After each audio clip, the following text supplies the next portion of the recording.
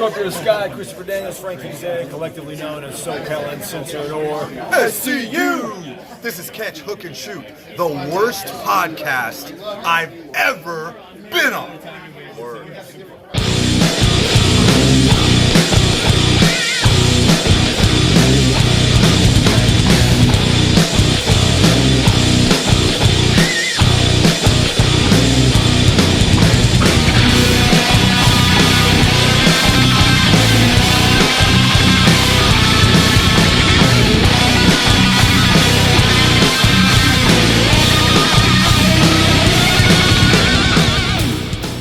What's up, everybody? Welcome to a special WrestleMania edition of Catch, Hook, and Shoot. It is WrestleMania weekend, and it is destined to be the most unique WrestleMania of all time. I think we can all agree on that one. WrestleMania taking place this weekend over 2 nights, Saturday and Sunday, April 4th and 5th. For the first time ever, it is pre-recorded. It is not live, and it is taking place in an empty arena in the WWE Performance Center in Orlando. So, like I said, definitely the most unique WrestleMania of all time. A lot of firsts, and of course that's out of necessity given the current state of things with the coronavirus crisis going on, and large gatherings of people being prohibited pretty much everywhere. So WWE, calling an audible on this one, deciding to go ahead with WrestleMania and making the adjustments that they need to make in order to pull it off. And for the most part, I think it's going to be a pretty good WrestleMania, and that's what the show is all about this week. It's all about WrestleMania. We're going to forego the usual format and segments on the show. This week, it's all about WrestleMania weekend, and we're going to kick it off with the preview and predictions for the 2-night WrestleMania 36 coming up. Now, WWE has not announced which matches are taking place on which night. I would assume like the major championships will be split up, and some of the bigger matches will be, split up between night 1 and night 2, but we haven't gotten an exact breakdown of what the card is going to be for each night as of yet. But obviously we're going to find out. We're going to find out shortly here. It's Friday night as I'm recording this because I want to get it out before WrestleMania so I can get my predictions out there. I predictions for this one are kind of hard because it seems to be an ever-changing beast at this point. A lot of rumors and speculation going around about who was able to perform, who was not. We'll get into that as we go through the match card here. So let's kick it off with my WrestleMania preview and predictions here. First and foremost, we've got the NXT Women's Championship, first ever NXT Championship to be defended on the main WrestleMania card, and it's Rhea Ripley defending against Charlotte Flair. Charlotte, of course, was the winner of the Women's Royal Rumble this year. I pick in this match, I'm picking Rhea Ripley to retain. I think she's going to be pushed very, very heavily in NXT going forward. I don't know, for some reason I don't see Charlotte going back to NXT on a full-time basis, so I don't think they're going to put the NXT title back on her at this point. So my pick in this one is Rhea Ripley to retain.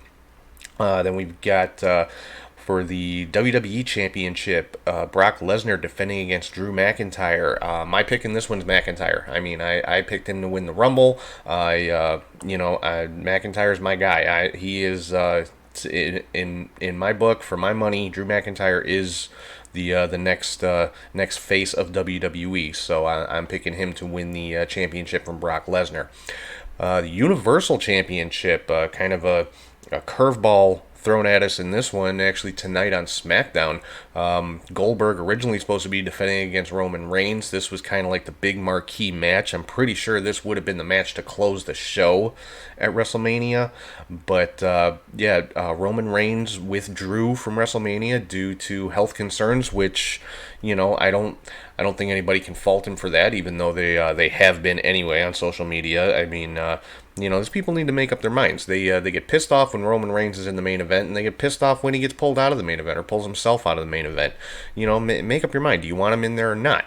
But given his own personal health, he's had his battles with leukemia, which those treatments. They do weaken your immune system, which puts you at higher risk for this virus that's making its way around the world right now. So, Roman made the choice that was best for him, best for his family, and I don't think anybody can fault him for that. And if you do, well, you're just stupid. So deal with it.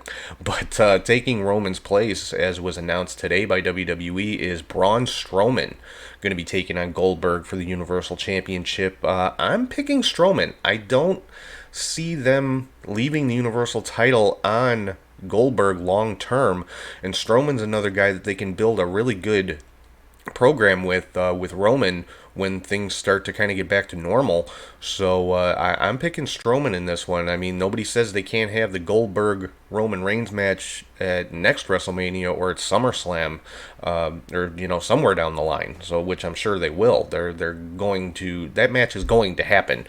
But so I'm picking Braun Strowman to be your new Universal Champion. Next up, we've got the Raw Women's Championship. Becky Lynch defending against Shayna Baszler.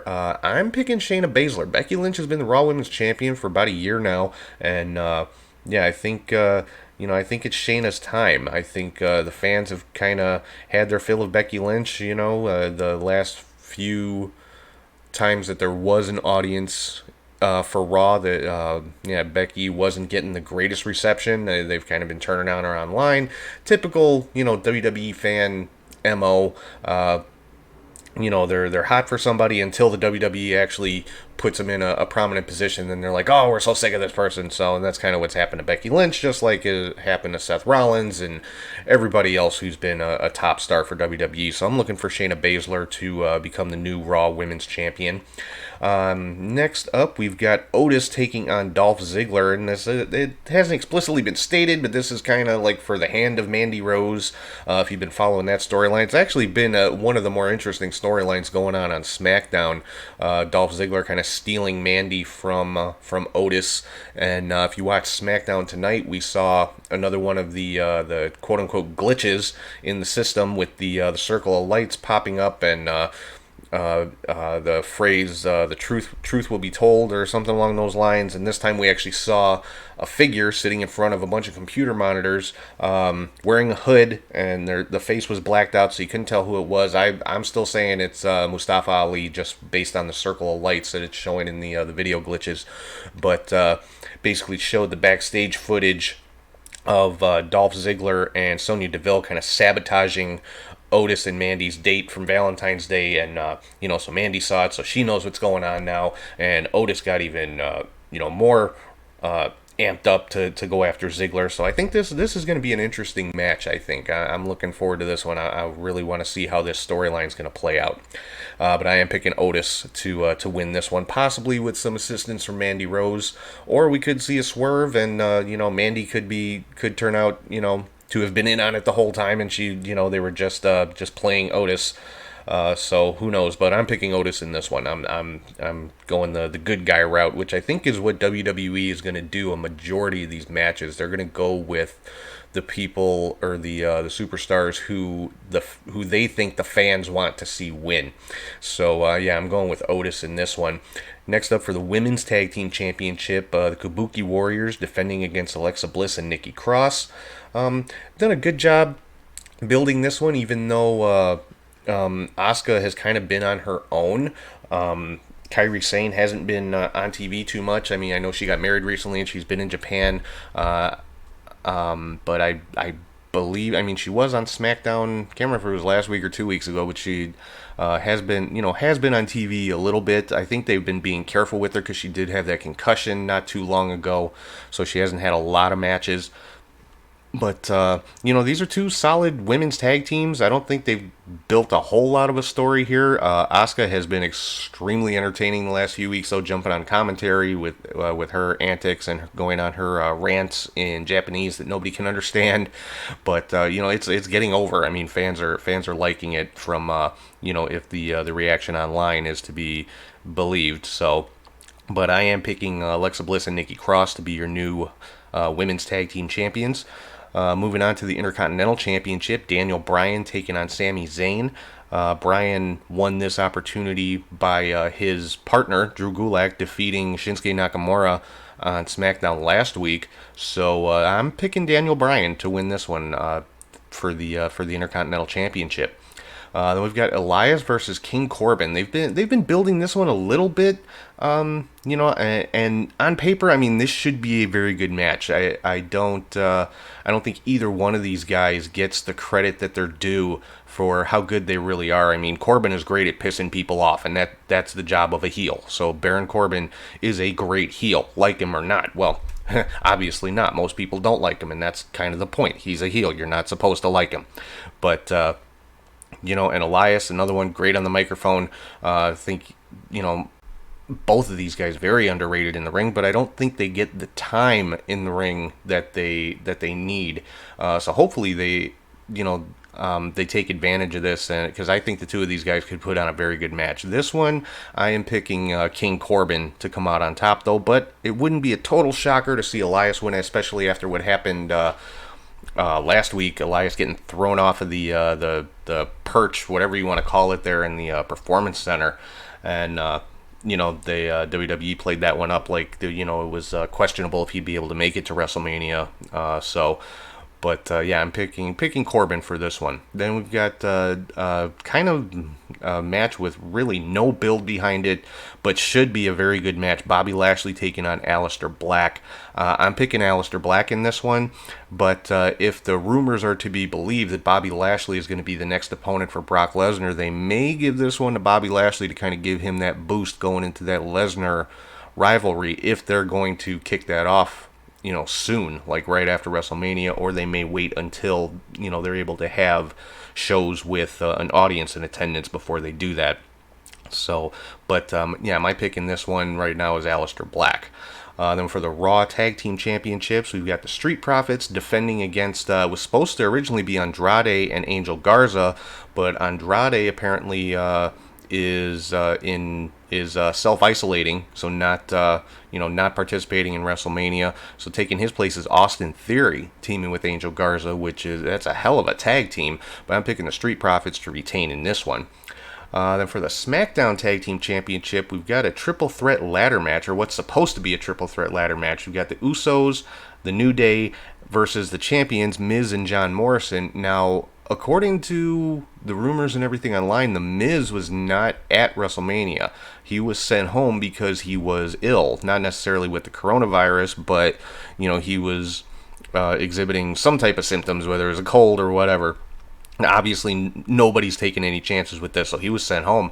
So, I'm not quite certain how this is going to work out. Are they going to have somebody else team with Morrison to defend those titles?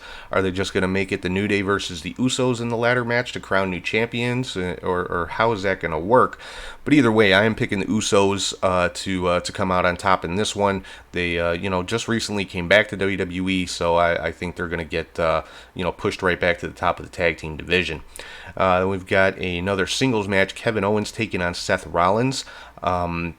This one, I mean, I don't think either one of these guys is capable of putting on a bad match, so this is just going to be a great wrestling match between these two guys. I'm picking Kevin Owens in this one. It's probably, I would think, going to be the blow-off to their rivalry, but who knows? They may extend it until they're able to actually have fans in attendance for future matches. But by all accounts, WWE has taped several weeks of programming ahead of time, so I guess we'll find out come Monday how things are going to play out after WrestleMania. Moving on to the SmackDown Women's Championship, we've got a Fatal 5-Way Elimination match. Was originally supposed to be a six-pack challenge, but Dana Brooke dropped out. Another one who is self-isolating, apparently was under the weather. Again, not necessarily with the coronavirus, but not taking any chances. She was taken out of the match, and so it's now a Fatal 5-Way. Bayley defending against Lacey Evans, Naomi, Sasha Banks, and Tamina.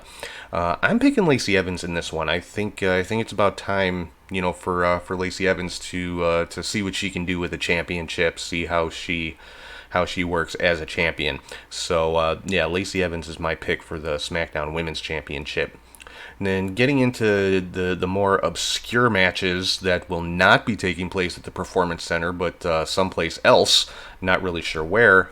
We've got John Cena taking on The Fiend Bray Wyatt in a Firefly Funhouse match. No idea what that is. I'm hoping it's not a rehash of the match we saw a couple of years ago between Randy Orton and Bray Wyatt, where they were just kind of projecting bugs onto the ring, and yeah, just that. It wasn't that match. I don't think came off the way WWE wanted it to. Definitely wasn't what the fans expected it to be.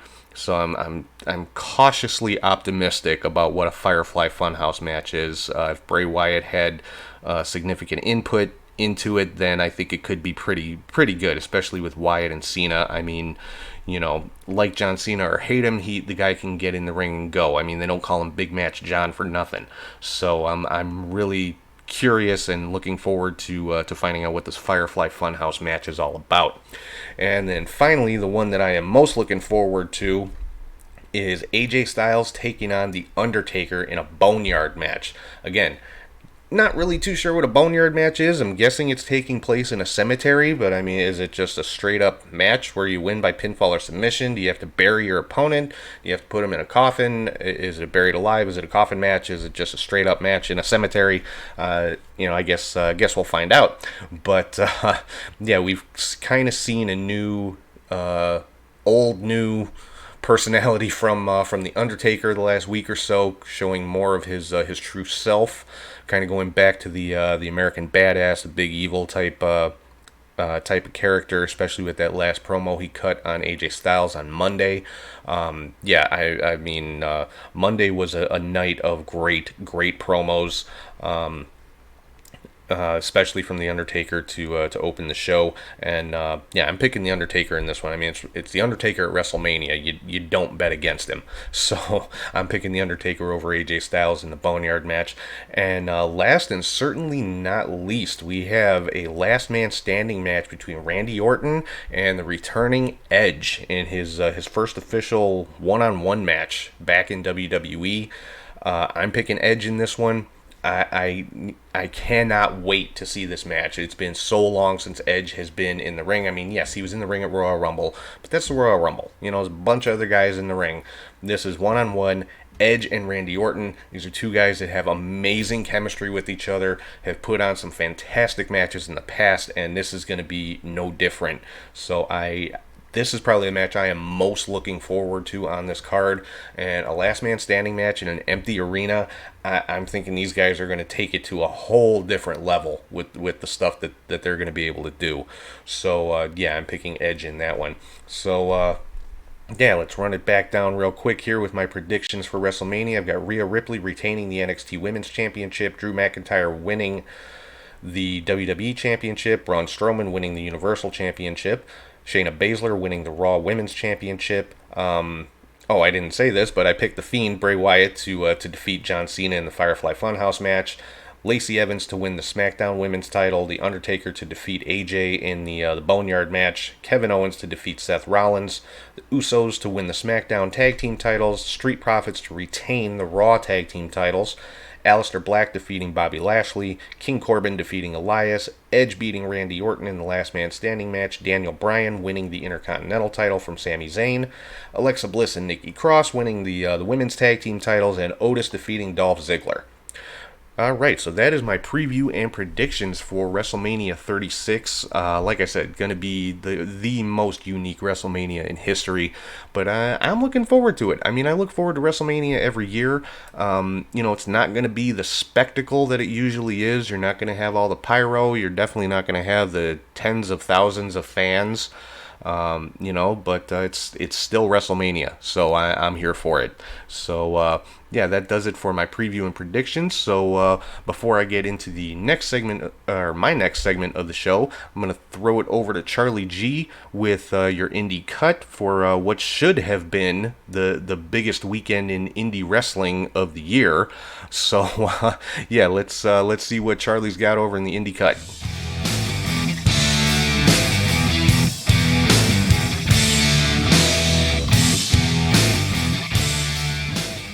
Thank you, Tom, and happy to be a part of the WrestleMania show. Hey, the wrestling friends, I am Charlie G with the Indie Cut. As I said last week, I would cover what was supposed to happen during Indie Mania week, and there is a lot to cover with over 30 shows canceled. These are just the matches I would have enjoyed to have seen, and maybe you would have too. So let's get to it. From March 31st, Generation Championship Wrestling Night 1. Mecha Wolf 450 versus Tajiri. Punk Pro Wrestling Dirty Little Secret Show 2. ELEV8 Pro Wrestling. Casey Lennox of MLW Reporting versus Haley Cromwell. Then on April 1st, JLux Takes Back the Power. Cheerleader Melissa versus Candy Lee. Priscilla Kelly versus Effie, which should have been cool. Kira Hogan and Diamante versus the Sea Stars of Demi Exo and Ashley Vox. Generation Championship Wrestling Night 2. Gorillas of Destiny, Tama Tonga and Tonga Loa versus Eddie Torres and John Davis. Mecha Wolf 450 with Bestia 666 and Ray Horse versus Psychosis, Semprantico, and Surrealist Buddha. That sounds pretty cool. Wolf's Night Out Nightmare Before Mania from April 2nd. Also Bestia 666 with Damien 666 and Psychosis versus Rough Daddy, Yabo the Clown, and someone to be named later in a Mexican death match. That sounded actually pretty cool, especially at 12:15 a.m. That had to be a cool show. Next on the second was Game Changer Wrestling Jimmy Lloyd's D-Generation F with Blake Christian versus Jordan Oliver. An announced talent of Carlos Romo, Benjamin Carter, Myron Reed, Ace Austin, Brian Pillman Jr., Atticus Cougar, Starboy Charlie, Sonico One Call Manners, Alex Ocean, Young, Dumb and Broke, Gino Medina, Steve Sanders, and Jason Cade. Those had to be some cool matches if they were actually part of it. Then there was Texas Forever with Ricky Starks versus Tom Lawler. For the Sabotage World Championship, champion High End versus Shaja McKenzie.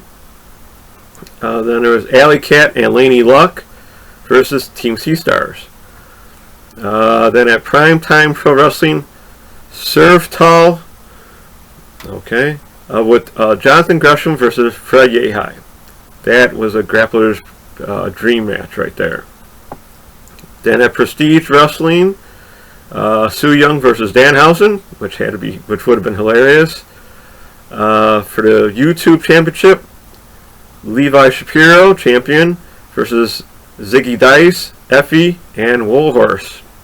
Warhorse, yes, very in a four-way. They had to be a cool match. Tom Lawler versus Jake Something. Shaza McKenzie versus Priscilla Kelly. And Andrew Everett versus Alex Zane. Man, these matches are ready. In the Mark Hitchcock Memorial WrestleCon Super Show 2020, Shingo Takagi versus Vic Bandito. Nick Aldis was to defend his NWA Championship. Low-Key versus Zack Sabre Jr. That had to be a good one. Ariz versus Aramis versus Laredo Kid versus Black Taurus. A AAA or Luchadors dream match right there. With an announced talent of Will Ospreay, Jordan Oliver, Blake Christian, Amazing Red, and Alex Zane. Who knows what matches could have come from there. Now there was Josh Barnett's Bloodsport 3, which is all matches take place in the ring but no ropes, so it's more of a shoot style event, which was with this talent it would have been a cool show. John Moxley versus Josh Barnett. Minoru Suzuki versus Chris Dickinson.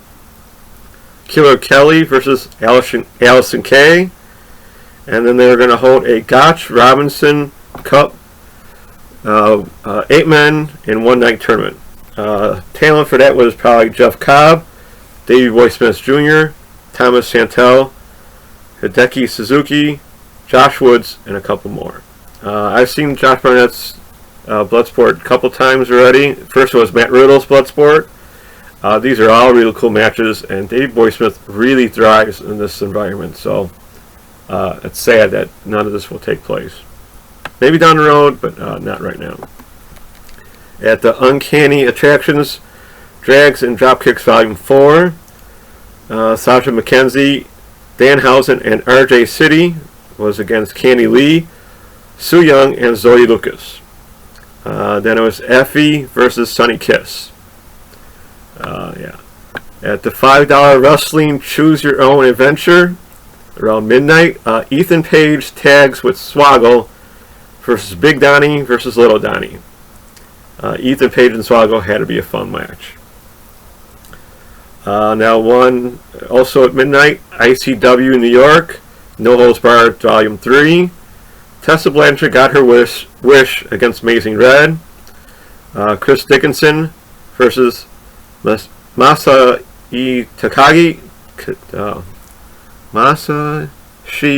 Takado. Nick Gage versus Low Key. And S.A. Rios versus Tony Deppen. Who knew S.A. Rios was still wrestling?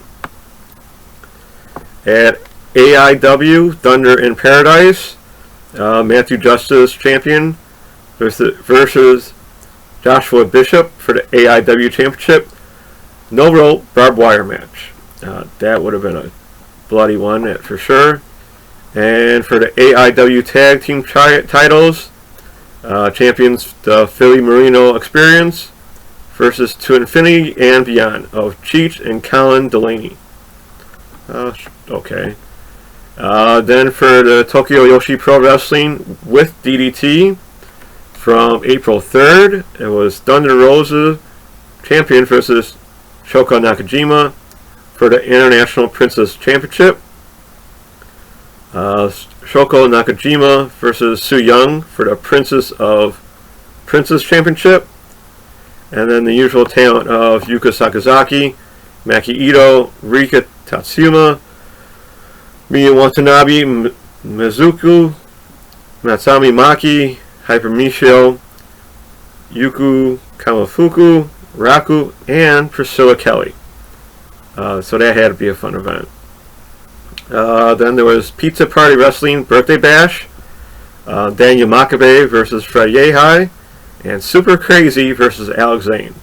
When probably would have been a crazy match between these two. Then also on the 3rd was the GCW for the Culture with 40 Acres of Trey Lamar and PB Smooth versus Crying Time. Yes, Shad and JTG. Then Too Cold Scorpio versus Shug D with the announced talent of the Flip Bros, Desmond Xavier, Trey Miguel, Myron Reed, Christian Casanova, Treehouse Lee, Jason Cade, Chris Bay, and many more. That probably was going to be a cool show as well. At Ethan Page Body Guy Extravaganza. Okay, get this one. Brian Cage versus Scott Steiner in a three stages of hell. Stage 1 was a live debate. Stage 2 was a pose-off. Stage 3 was a match with special guest referee Ethan Page. I hope that happens one day. Zachary Wentz, Desmond Xavier, and Trey Miguel versus Bodyhausen, who was Danhausen, Warrior Horse, which is Warhorse, and then Juice Monkey, which I'm guessing could have been Space Monkey. But since a Body Guy Extravaganza, they went with that. Jordan Grace versus John Silver in a shoot fight. And Chris Dickinson versus Eric Stevens versus Josh Alexander versus Jake Something. Sounds all pretty cool to me. Now at the 0-1 USA Guava Mania. I do this for Chicago's very own Jake Lander versus Joe Alonzo. Nice to see that they were going to be part of Mania Weekend. Now for Joey Janela Spring Break 4, which I'm really going to miss. Alex Shelley was to go against Tony Deppen. Minoru Suzuki versus Orange Cassidy. a classic, I'm sure. Jurassic Express versus Young, Dumb, and Broke. And then announced was Will Ospreay, who was probably going against Blake Christian. And the Great Muta with a tag partner of his choosing against Joey Janela and Darby Allin. To see the Great Muta versus Darby Allin would have been awesome to see, I'm sure. Then for Black Label Pro, Threat Level Midnight. Yes, at midnight. Violence is Forever of Kevin Koo and Dom Guarini versus Jordan Grace and Layla Hirsch. Haku versus Tom Lawler. Jeff Cobb versus Jake Something. All sounds pretty cool to me. The Wrestling Revolvers, Pancakes, and Power Drivers at 11 a.m. on April the 4th was to be Sami Callihan versus Simon Miller of a What Culture death match. Then Shingo Takagi versus Chris Dickinson. Then Fest Wrestling presents Metal K 2020 and Justice for Brawl with a start time of 1 p.m. to 8 p.m. This is a wrestling and metal festival, so that's why it's probably so long. Only some of the talent was Priscilla Kelly versus Effie for the Fest Wrestling Championship. Matt Cross versus Treehouse Lee. The Flip Bros of Airwolf and Angel Dorado with Space Monkey versus the Revolt of Caleb Connolly and Zane Riley with Man Scout Jake Manning. Yeah. And the also announced talent was Danhausen, Warhorse, Darren Corbin, Space Monkey, Gymnasty Boys, Jake Something, Shane Mercer, Swaggle, Matthew Justice, Holodead, and others. Now for Glory Pro, Carlos Romo versus Super Crazy versus Minor Reed. Shazza McKenzie versus AJ Gray. Paco versus Mike Outlaw. Cody Lane, Manders, Jake Lander, and Brian Pillman Jr. That had to be a good one. Alex Hammerstone versus Jake Something in a big hoss match. Dan the Dad and Alley Cat versus the Gymnasty Boys versus the Halal Beefcakes versus Effie and Danhausen. For WrestleCon Worldwide, Carmen Ariel versus Caveman Egg. I'm not sure. Ariz versus Carlos Romo for the Riot Lucha Libre Championship. Michael Elgin versus Black Taurus. Now for the Joy Ryan's Penis Party 2, I believe it's the second one. Chris Brooks and Maki Ito versus Mayu Yamashita and Konosuke Takashita. Priscilla Kelly versus Danhausen. Effie versus RJ City. Shazza McKenzie, Kylie Ray, and Giselle Shaw versus Emil, Taya Valkyrie, and Evilise. Then it was, and also to appear, Joy Ryan, Colt Cabana. Oh, this is a six-way. Joy Ryan, Colt Cabana, and Grado versus Filthy Tom Lawler, Ken Shamrock, and Minoru Suzuki. Holy cow. For Warhausen's WrestleMania at midnight, Shazza McKenzie versus Alley Bat, who's probably Alley Cat. Nick Gage versus Daniel Makabe. Matthew Justice versus AJ Gray. And a vampire death match for the belt that shall not be named. Okay. And Gangrel, Effie, and Danhausen versus the War Horsemen of the Apocalypse. Warhorse, Big Han, and Vic. I talked about that on previous shows. And Killer Kelly versus Killer Kylie Ray. That'd be kind of cool to see. Finally, for Beyond Wrestling Big Balls on April the 5th. The name of Big Balls, I'm guessing, is because they're going up against WrestleMania with an 8 p.m. start time. Yeah, you gotta have big balls to do this.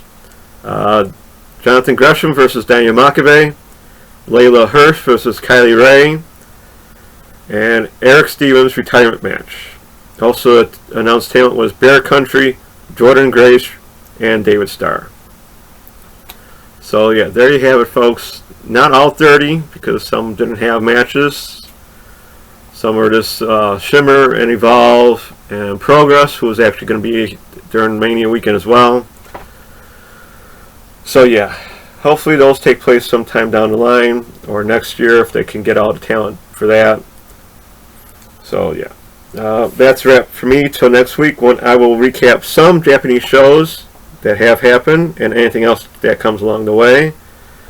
Hope everyone enjoys their Mania weekend. If it's with indie shows from the past, look up some YouTube and Wrestle Talk on their YouTube channel. They're doing something special for Saturday and Sunday. Again, there's or just WrestleMania itself. Thank you for watching and listening. Hope you enjoyed the cut. Stay safe, wash your hands, and happy wrestling, everyone. Back to you, Tom. All right, thank you as always, Charlie, for your contribution to the show. It's such a shame that all those shows had to be canceled. It's crazy. Hopefully, some of them can get rescheduled, but I know, with everything being shut down the way it is, I know it was a huge hit to a lot of indie wrestlers and indie promotions. So, I mean, I've said it before on the show. If you guys, if you can, pick up a T-shirt, get go on one of the independent wrestling streaming services. Check out a pay-per-view. Do what you can to support indie wrestling and indie wrestlers, because these are not they're not WWE guys who have guaranteed contracts. These are guys who make a living at pro wrestling, but if they don't work, they don't get paid. So yeah, like I said, just pick up a T-shirt, check out an internet pay-per-view from one of the indie companies, and do what you can to support indie wrestling. So next up on the show, I've got a couple of top 10 lists here, 3 as a matter of fact, so I guess that's more than a couple. But some WrestleMania top 10s. I've got my top 10 matches, top 10 superstars, and top 10 WrestleMania moments. Now, keep in mind, these are my lists, my opinions. You don't have to agree with me. If you think I've left somebody out, if you think I left a match out, or if I put one in that you don't think belongs in there, drop me a comment, tell me what you think. So let's get right into it, first of all, with the top 10 WrestleMania matches of all time, in my opinion. First and foremost, I think the one that everybody knows, one that everybody talks about when it comes to great WrestleMania matches, and these are not in any particular order, by the way. This is not 1 through 10 or 10 through 1. Just these are my 10 favorite matches. I have not put them in any particular order, but yeah, this first one, the one that everybody talks about as far as great WrestleMania matches, I'm talking about Randy Savage versus Ricky Steamboat at WrestleMania 3 for the Intercontinental Championship. I mean, quite possibly the greatest WWE match of all time. Yeah, I mean, by today's standards, I'm sure a lot of people would watch this match and say, "Oh, it's so boring." But for the time, that was the best match of that show, of that year, probably of that decade. By 2 of the best in-ring performers of all time in Savage and Steamboat. Next up, again from WrestleMania 3, I don't think anybody can argue Hulk Hogan versus Andre the Giant. I mean, that is the match that drew 90+ thousand fans to Detroit, of all places, to see this show. And the match itself, it was like 10-12 minutes long, if that. It's Hogan and Andre. Neither one is a ring tactician or anything like that, but they were the 2 biggest stars in the business at that time. And it was the spectacle. It was just that for that time, for that era, that was the number 1 dream match that anybody could have asked for. And it delivered. Andre the Giant went out there, and even in the poor health that he was in, gave the absolute best performance he could have, and made Hulk Hogan look phenomenal. And Hulk Hogan was already the top guy in WWE. He was the top guy in the business in general at the time, but that was kind of Andre passing the torch to him, and Hogan has said that more than once in interviews. So yeah, I mean, Hogan and Andre, that is pretty much what made pro wrestling in the late 80s. Next up, again, another one that a lot of people talk about when you talk about great WrestleMania matches, the ladder match between Shawn Michaels and Razor Ramon for the Intercontinental title at WrestleMania 10. This was not the first ladder match ever, but it was the first one on a big mainstream stage like this, and this kind of set the bar for future ladder matches. This is what people like the Hardys and Edge and Christian and the Dudleys looked at when they started coming up with the concept of the TLC matches and things like that. I mean, it all goes back to HBK and Razor Ramon. Talking about Shawn Michaels, yet another one from Mr. WrestleMania here, WrestleMania 24 against Ric Flair. Gotta be one of the most emotional matches I've ever seen. I mean, easily could be argued these are the two best in-ring performers of all time. Ric Flair. What can you say about Ric Flair that hasn't been said? 16-time official World Heavyweight Champion. It's more like 24 times if you count, unrecognized title changes.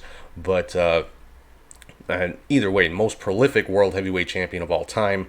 Shawn Michaels just, he doesn't have the nickname Mr. WrestleMania for nothing. This is the second match on this list with him, and it's not the last. But definitely the most emotional WrestleMania match of all time. That could definitely be argued. Moving on to our next match here, getting us to the halfway point. Shawn Michaels again for the third time here, taking on The Undertaker, WrestleMania 26, Shawn Michaels retirement match. Again, another just very emotional match. Again, two of the greatest of all time. Obviously, we're talking top 10 WrestleMania matches. All of these are going to be some of the greatest of all time, as far as the performers in these matches. But just the Shawn Michaels and Undertaker may be the two best storytellers in the history of wrestling. And, the story that they told at WrestleMania 26 was just, it was amazing. And like I said, this was Shawn Michaels' retirement match. And I honestly wish he would have stayed retired. I wish he wouldn't have come back for that last match at the Saudi Arabia show that he did with Triple H. But, money talks. Hey, can't blame the guy.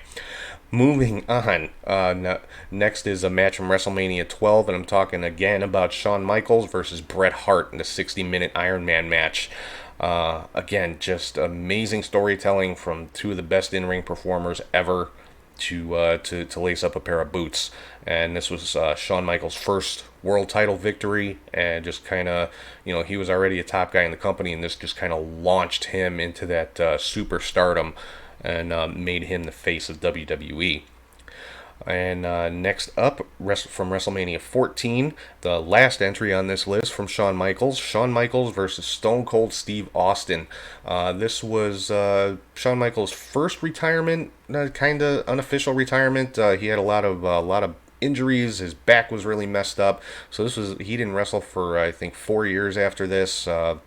Just kind of walked away from the business for a little bit, and nobody thought he would ever come back because of his injuries. Obviously ended up coming back a few years later and wrestling several more years after that. This is the match that kind of cemented Austin as the guy in WWE. This was Austin's first world title victory, and just kind of this did the same thing for Austin that the WrestleMania 12 match did for Shawn Michaels. Just kind of skyrocketed him into the stratosphere and made him the number one guy and the face of WWE. Next up, from WrestleMania 13, which I happened to be there in the fourth row, was amazing to see this match live, and I'm talking about Bret Hart versus Steve Austin in the submission match. This is the match where we saw the double turn, Bret turning heel and Austin turning babyface. And this is this is the match that made Austin. This is the one that pushed him into that main event spotlight, and kind of showed that he could hold his own with people like Bret Hart and people at that level. And so this was really the beginning of that push that sent him into WrestleMania 14, where he became champion that I just talked about. Next up, WrestleMania 29, The Rock versus John Cena. And this, the reason I put this on the list is because it's generation versus generation. This is an all-time dream match. You've got the top guy from WWE from, the Attitude Era versus the top guy from WWE from the Ruthless Aggression era and the current era at that time.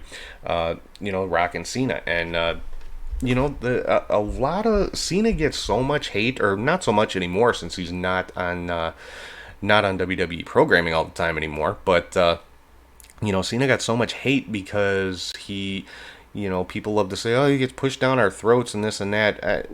And you know what? I'm not even going to get into any of that. Cena's good. That's it. I'm going to leave it at that. Cena's good. The Rock is good. And I was not a big fan of The Rock. When he was a full-time active wrestler. He just kind of rubbed me the wrong way. But I think that was kind of the point. He wasn't necessarily a straight-up heel, but, he appealed to some people, didn't appeal to others. But, The Rock and Cena, you cannot argue either one's contribution to WWE and to the wrestling business in general, and you cannot argue the star power of either one. I mean, this was possibly the biggest marquee match in the history of WrestleMania with The Rock versus Cena. And again, same could be said about this next match from WrestleMania 18, The Rock versus Hulk Hogan. This is probably the number one all-time dream match ever. I mean, you've got the two most charismatic wrestlers ever in the business taking each other on, and just the fan reaction is really what made this match. I mean, both guys went out there and left everything in the ring. Again, neither guy is a what I would call a technical genius in the ring, but they went out there and they gave it everything that they had, and they put on a great match. And the reaction from the fans, just the way that the cheers would kind of turn mid match from cheering and chanting for Hogan to cheering and chanting for Rock, and back and forth, and it was weird, and it was organic, and it was just kind of like a wave. It would be Rocky, and then Hogan, and it would kind of seamlessly transition one into the other, and it was just really, really cool to see and to watch. I can only imagine what it would have been like in Toronto in the arena for that one. But so that is the top 10 WrestleMania matches of all time. I know some people are going to be pissed off I didn't have the TLC matches in there, or I didn't have any women's matches in there, or stuff like that. But remember, guys, this is, my opinion, my list. I'm not saying this is definitive, and if you disagree with me, you're an idiot. I don't do that. You're entitled to your opinion just like I'm entitled to mine. If you have a different idea of what the top 10 WrestleMania matches should be, hey, let me know. Drop me a comment. I fully respect your opinion, and I'm more than happy to see what you guys think and what your top 10 matches are. So let me know. All right, next up, the top 10 superstars in WrestleMania history. First and foremost, you're talking about WrestleMania, you got to talk about Mr. WrestleMania, Shawn Michaels. What else can be said? Next up, the guy that main evented 8 of the first 9 WrestleManias. You know who I'm talking about, Hulk Hogan. WrestleMania was pretty much built on Hulk Hogan's back. If it was not for Hulk Hogan, I don't think WrestleMania would have ever existed, just because, it needed that mainstream appeal, that mainstream star, and that person at that time was Hulk Hogan. There was nobody else that you could have built an event like this around. So, Hulk Hogan definitely could definitely be considered the greatest superstar in the history of WrestleMania. Like I said, I'm not ordering these. There's no number 10, there's no number 1. This is just, my list as I wrote it down. Next up, we've got Stone Cold Steve Austin. I don't think anybody's going to argue with that, between his matches with The Rock at WrestleManias 15, 17, and 19, and especially his match versus Bret Hart at WrestleMania 13, his match versus Shawn Michaels at WrestleMania 14. Just some of the greatest, obviously some of the greatest WrestleMania matches of all time. From in my opinion, the greatest superstar of all time. I think, for my money, Austin was just that much above Hogan as far as, just mainstream appeal for his era. Next up, we've got The Rock. Again, his matches with Austin at 15, 17, and 19. His match with Hogan that I talked about at WrestleMania 18. His matches with John Cena at WrestleMania 28 and 29. Rock has been part of some of the biggest dream matches in the history of WrestleMania. Rock Austin, Rock Hogan, Rock Cena. You know, it doesn't get any bigger than that. Next up, Bret the Hitman Hart, just based alone on his match with Steve Austin at WrestleMania 13. You know, an argument could be made that is the greatest WrestleMania match of all time as well. I mean, it was, you know, obviously it was in my top 10. And, you know, Bret Hart, just as far as in-ring performers go, one of the best of all time. Next up, Macho Man Randy Savage. And, you know, Macho Man wasn't in a lot of WrestleManias, didn't main event too many WrestleManias. As a matter of fact, he main evented 2, WrestleMania 4 and WrestleMania 5. WrestleMania 4, of course, he won the tournament to become the WWF champion at the time. He was the first man to, no, not the first man to wear the winged eagle. I'm sorry, that was originally, Hogan was the first guy to carry that one. But anyway, yeah, won the tournament. He was the first champion after Hogan's lengthy 4-year reign. And, you know, they decided to go with Savage, and I thought he was a fantastic champion. Then main evented WrestleMania 5 when he turned back heel against Hogan, dropped the title back to Hogan, obviously, then had a phenomenal match with Ric Flair at WrestleMania 8. Yeah, WrestleMania 8 was just a strange WrestleMania anyway, but yeah, Macho Man and Flair, definitely one of the better matches on that card. Next up on this list, some people not going to be too happy, but yeah, top WrestleMania superstars is Triple H. Triple H has main evented 7 WrestleManias, 16, 18, 20, 21, 22, 25, and 32. And then also got to make mention of the match he had with Daniel Bryan at WrestleMania 30. You know, the condition was that Bryan had to defeat Triple H in the opening match of the show in order to earn a spot in the world title match in the main event. Yeah, I mean, Triple H, typically when he is on a WrestleMania card, he has the longest match. He is kind of the Iron Man of WrestleMania. He is the one that, you know, typically has the longest match, and he puts on a great match every time he gets in there, no matter who it's with. I mean, he's the guy that, you know, took on Sting in Sting's WrestleMania debut. Not my favorite match of all time, I'll say that, but, you know, Triple H has been a part of some of the bigger moments in WrestleMania history, so I think he definitely has earned a place on this list. Next up, John Cena. Main evented 5 WrestleManias, 2 of them against The Rock, 1 against Shawn Michaels, 1 against Triple H. That is a hell of a WrestleMania resume. So, you know, John Cena, and he was the top guy in WWE longer than anybody else ever has been. You know, let's just put that out there right now. John Cena was the top guy in WWE for 15 years, something like that, 13 years, whatever it might have been, but longer than Hogan, longer than Austin, longer than Rock, longer than Shawn Michaels. You know, Cena was the number 1 guy in WWE forever. You know, so he has earned his spot among the top superstars in WrestleMania history. This next one people are not going to like, but you know, it is what it is. The numbers speak for themselves, and it's Roman Reigns.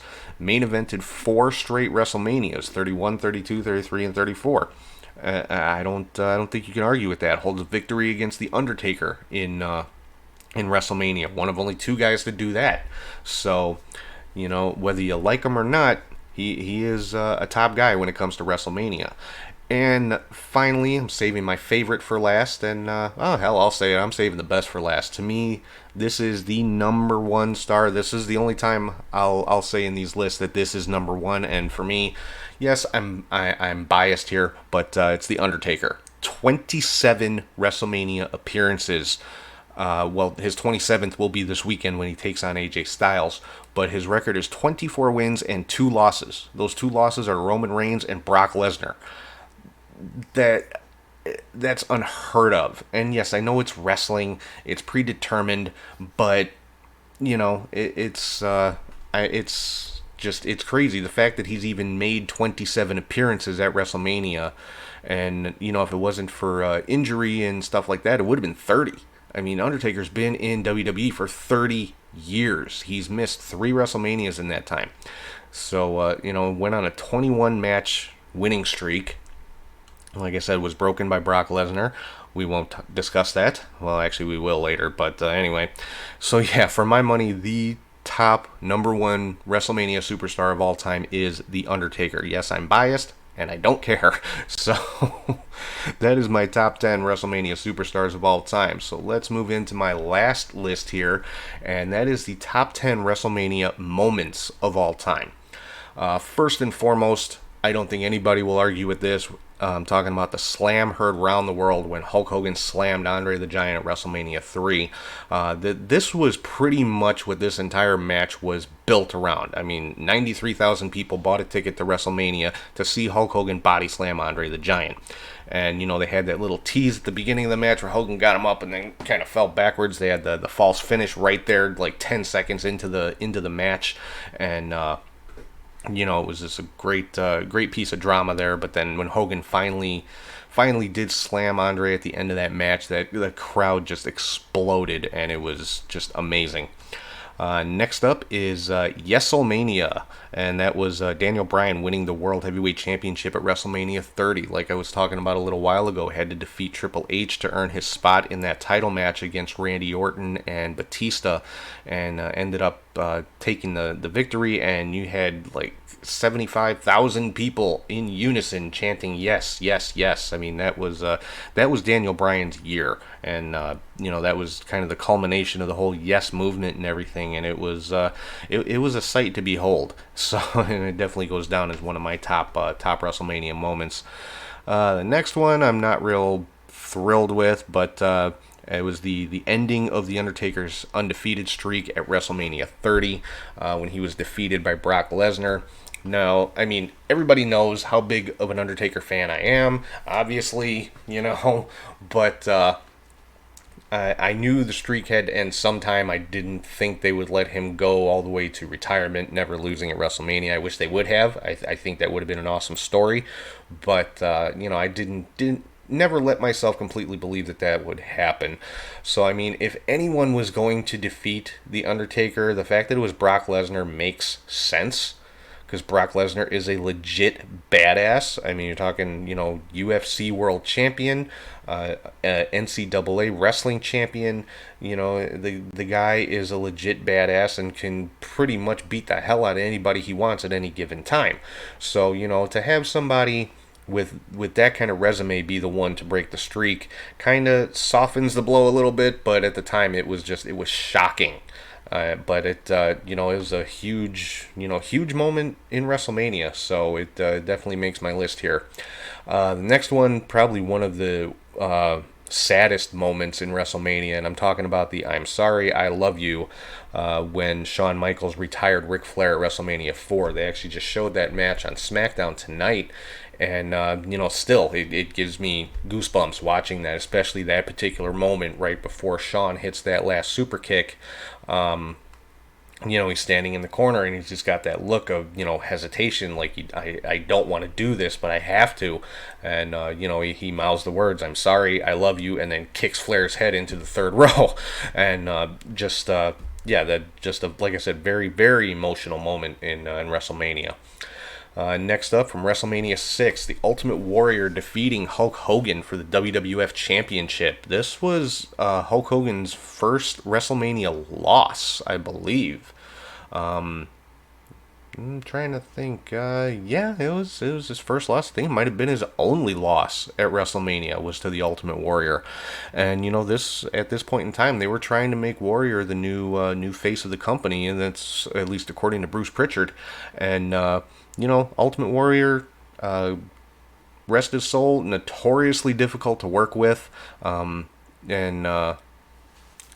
didn't pan out the way that the WWF was hoping for. But still, the first defeat for Hogan at WrestleMania, not his only defeat. I shouldn't have said that because he did lose to The Rock, obviously, but yeah, up to that time, it was just unheard of for Hogan to lose at WrestleMania. And so it just goes to show what the confidence that WWF had in the Ultimate Warrior at that time. And, Ultimate Warrior, his popularity at that point in time was on par with Hogan's, especially I think with the young kids. I mean, he was my absolute favorite at that time. So, I don't think it was too much of a stretch for WWE to think, hey, we can put the company on this guy's back. Obviously, it didn't work out the way they wanted it to, but still a huge, huge moment in WrestleMania history. Next up, from last year, WrestleMania 35, the women main eventing the show, Ronda Rousey, Charlotte Flair, and Becky Lynch. There's a lot of dissenting opinions on this match, and, I think most of it's people just being nitpicky. It was a good match. All three of these women are, very capable in the ring. They can go in there and go. Ronda Rousey wrestled that match with a broken hand. I mean, she had to have surgery on her hand like 2 days later or something like that. She's putting up pictures she's got one of those crazy arm braces with the screws sticking out of her wrist, and she wrestled a match like that, and worsened the injury in the course of the match. So, don't tell me Ronda Rousey is not, doesn't belong in WWE, because, I think that match alone, I think she proved herself, but, I mean, to me, she proved herself way before that, but, if you saw that match and, saw what Ronda Rousey, the injury that she endured and the injury that she worked with, and you still have an issue with her, you need to be watching a different sport, honestly.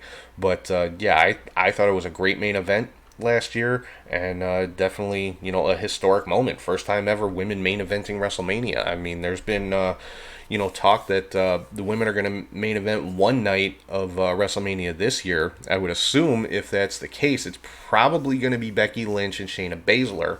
So we'll have to wait and see. But last year, WrestleMania 35, women's main event, definitely deserves a spot on this list.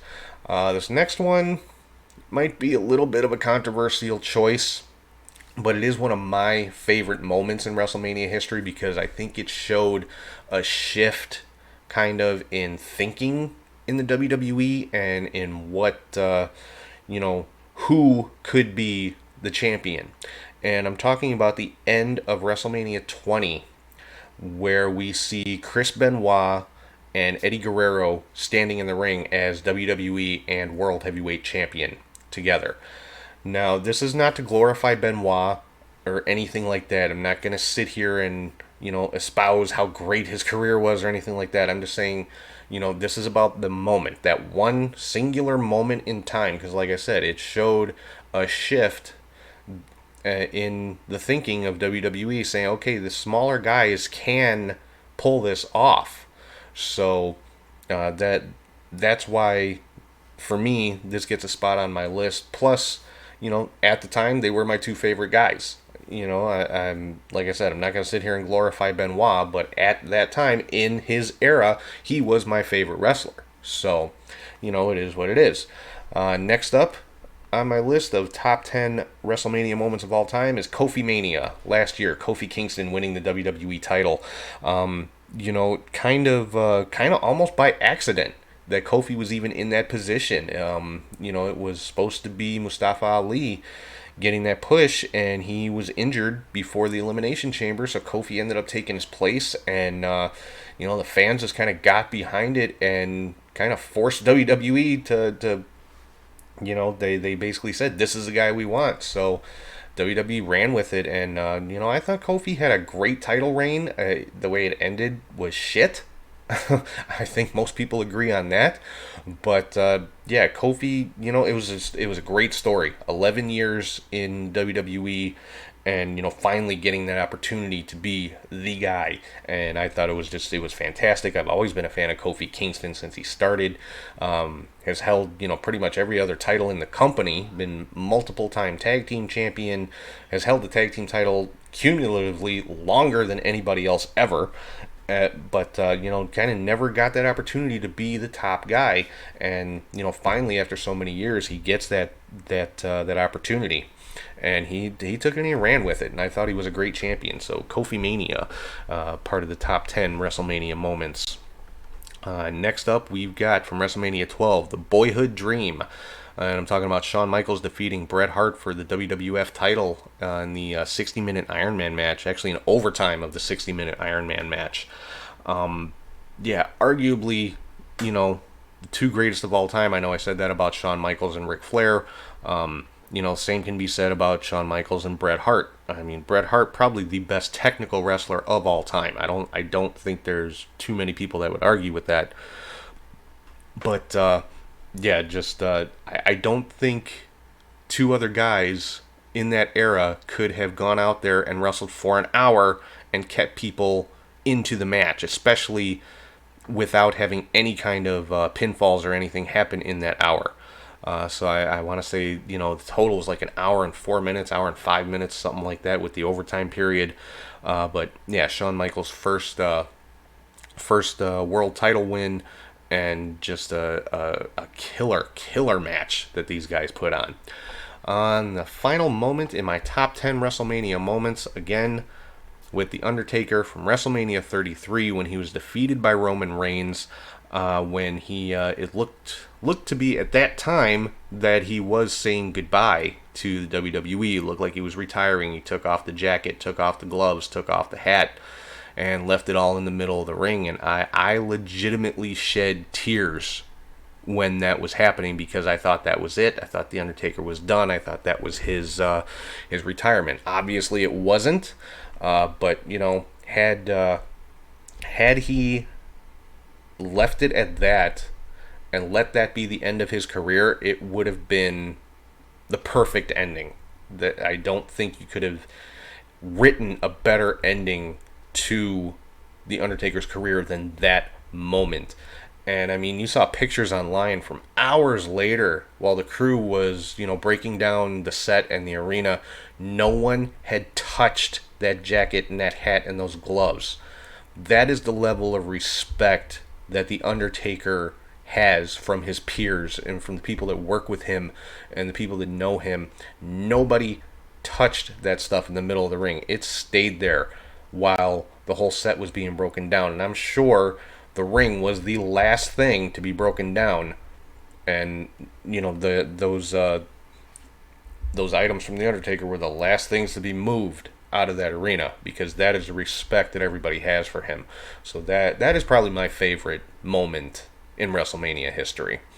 So that's pretty much it. That's my top 10 WrestleMania moments, top 10 WrestleMania superstars, and top 10 WrestleMania matches. Hope you guys enjoyed it. Like I said, these are just my opinions. If you don't agree, drop me some comments, shoot me an email, let me know what you think. Who did I forget? What match did I leave out? What shouldn't I have included in my moments and matches and superstars? Let me know what you guys think. So that's gonna pretty much wrap up the show, but I do want to let you guys know next Saturday at 5 p.m. Central Time, I'm gonna be trying a little something different on Facebook Live. I tried to set it up for today, but I think it was too short a notice and nobody really got in on the broadcast. So I'm setting this up a week in advance. I'm calling it Name That Tune, the Wrestling Edition, next Saturday, 5 p.m. Facebook Live, just to have a little fun. I talked about this last week. Like I said, I took too long setting it up, so given the day and the time right now, next Saturday, 5 p.m. Central Time, Facebook Live. Just go to the Catch Hook and Shoot Facebook page, and but yeah, like I said, it's going to be Name That Tune Wrestling Edition, just to have some fun. I'm going to play some wrestling themes, like maybe 10-15 seconds worth, not from the beginning. I'm going to try to mix it up a little bit, and whoever whoever can name the tune first, or name, whose theme it is, who or what event it's from, or whatever it might be, you win that round. I mean, there's no prizes or anything. It's for bragging rights, and it's just to have fun while everybody's locked in the house. I mean, come on, let's all, we can't get together for real. Let's get together on social media and just have a little bit of fun, and that's what it's all about. So next Saturday, 5 p.m. Central Time, Facebook Live, the Catch Hook and Shoot Facebook page. I'll be scheduling it and putting it up on Facebook, so make sure you check it out. Reserve your spot or whatever. But yeah, so make sure you check that out. Also, next week on the show, I'll have all the WrestleMania results. We'll be back to our regular format with the match of the week, troll of the week, and all that kind of fun stuff. And whatever other news and rumors there are from the crazy world of pro wrestling that's going on right now.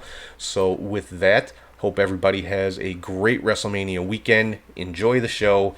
Take it for what it is, guys. It's entertainment. Stop taking it so seriously. There's so many people that just complain about everything in pro wrestling. Guys, it's wrestling. It's supposed to be fun. Watch. Enjoy. If a particular show isn't for you, watch a different one. I mean, it's not that serious. It's pro wrestling. It's there to entertain us and to help us escape from reality for a little while. That's all it is. So, yeah, anyway, like I said, enjoy WrestleMania. It's definitely going to be the most unique WrestleMania in history. I'm looking forward to it. I can't wait to see exactly what a Boneyard match and a Firefly Funhouse match are. Those are probably the two I'm most looking forward to, other than the Last Man Standing match with Edge. So, yeah, like I said, enjoy WrestleMania. Hope everybody has a great week, and I will talk to you guys soon.